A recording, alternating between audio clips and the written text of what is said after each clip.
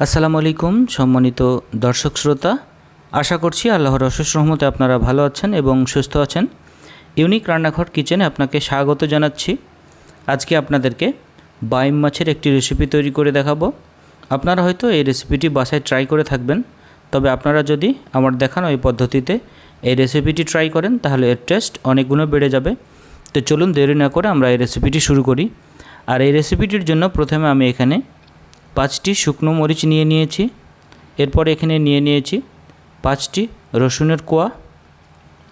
এরপর এখানে দিয়ে দেব 1 চা চামচ পরিমাণে আস্ত ধনিয়া, আর দিয়ে দিতে হবে 1 চা চামচ পরিমাণে আস্ত জিরা, আর দিয়ে দেব 5 থেকে 6টি কাঁচামরিচ।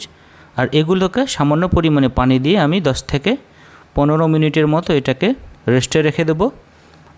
তারপরে আমি এটাকে ব্লেন্ড করে রাখবো পরবর্তীতে ব্যবহার করার জন্য। এবারে আমরা মূল রেসিপিতে চলে যাচ্ছি। এখানে আমি প্রায় 500 গ্রাম মতো বাইম মাছ নিয়েছি, আর এটাকে প্রথমে ম্যারিনেশন করে নেওয়ার জন্য দিয়ে দিলাম 1 চা চামচ পরিমাণে হলুদের গুঁড়ো, আর দিয়ে দেবো 1 চা চামচ পরিমাণে কাশ্মীরি লাল মরিচের গুঁড়ো, আর দিয়ে দিলাম 1 চা চামচ লবণ, আর সামান্য পরিমাণে সরিষার তেল। সবগুলোকে মাছের সঙ্গে খুব ভালো করে মিশিয়ে নিতে হবে। আমি এটাকে মিশিয়ে রেস্টে রেখে দিয়েছি। আর এখন আমি চুলো একটি প্যান বসিয়ে দিয়েছি এবং এখানে দিয়ে দিলাম পরিমাণ মতো সরিষার তেল। আর সরিষার তেল দেওয়ার পরে আমি এখানে সামান্য পরিমাণের লবণ দিয়ে দিলাম। আপনারা প্রশ্ন করতে পারেন এই লবণটি এখন কেন দিলাম। এমন পর্যায়ে তেলের মধ্যে সামান্য লবণ দিয়ে দিলে আমি যে মাছটা ভেজে নেব সেটা আর কড়াইতে আটকাবে না, খুব সহজেই সেগুলোকে ভেজে নেওয়া যাবে। আর আমি মাছগুলোকে ভেজে নেওয়ার জন্য কড়াইতে ঠিক এই রকমভাবে দিয়ে দিচ্ছি।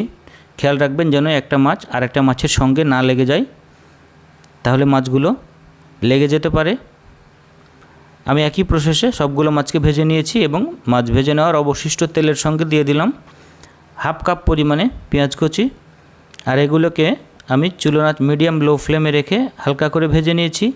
আর এখন দিয়ে দিলাম আমি আগে থেকে যে মশলাটা ব্লেন্ড করে রেখেছিলাম সেই মশলা। আর এগুলোকে চুলার আঁচ মিডিয়াম লো ফ্লেমে রেখে খুব ভালো করে মিশিয়ে নিতে হবে। এ পর্যায়ে আমরা এখন এখানে 1 চা চামচ পরিমাণে হলুদ গুঁড়ো, 2 চা চামচ পরিমাণে কাশ্মীরি লাল মরিচের গুঁড়ো, এবং দিয়ে দিলাম 1 চা চামচ ধনিয়া গুঁড়ো এবং 1 চা চামচ পরিমাণে লবণ দিয়ে খুব ভালো করে এটাকে আমরা মিশিয়ে সামান্য পরিমাণে পানি দিয়ে দিলাম যেন মশলাগুলো জ্বলে না যায়। আর এমতো অবস্থায় আমি এখানে দিয়ে দিলাম 2টো মাঝারি সাইজের টমেটো কুচি। টমেটো দিয়ে এটাকে খুব ভালো করে আমি মিশিয়ে দিচ্ছি। আর এটাকে খুব ভালো করে সেদ্ধ করে নেওয়ার জন্য এবং মশলাগুলোকে কষিয়ে নেওয়ার জন্য আমি এখানে পরিমাণ মতো পানি দিয়ে দিলাম। আর এটাকে এখন আমি ঢেকে দিয়ে রান্না করে নিচ্ছি প্রায় 10 মিনিটের মতো।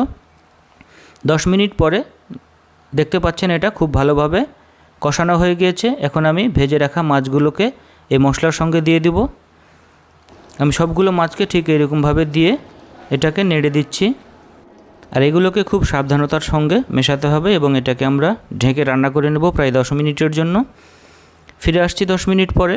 দেখতে পাচ্ছেন মাছ থেকে তেল ছেড়ে দিয়েছে, মানে আমার রান্না এখন একদম কমপ্লিট। এখন আমি এখানে সামান্য পরিমাণে ধনেপাতা কুচি দিয়ে দিলাম। এরপরে আপনাদেরকে আমি এখন এটা সার্ভ করে দেখাচ্ছি। সুপ্রিয় দর্শক, আপনারা এটা দেখে অবশ্যই বুঝতে পারছেন এটা কতটা টেস্টফুল হতে পারে। ফাইনালি এর কালার এবং এর টেক্সচার দেখে আপনারা অবশ্যই অনুধাবন করতে পারছেন এর স্বাদ কোন লেভেলের হতে পারে। এটা অনেক বেশি সুস্বাদু এবং টেস্টফুল একটি খাবার। আপনাদেরকে আমি রিকোয়েস্ট করব বাসায় একবার হলেও ঠিক এই রেসিপিটি এইরকমভাবে ট্রাই করবেন।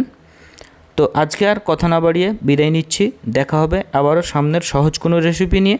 ততক্ষণ পর্যন্ত আপনারা ভালো থাকবেন এবং সুস্থ থাকবেন সেই কামনা করছি। খোদা হাফেজ।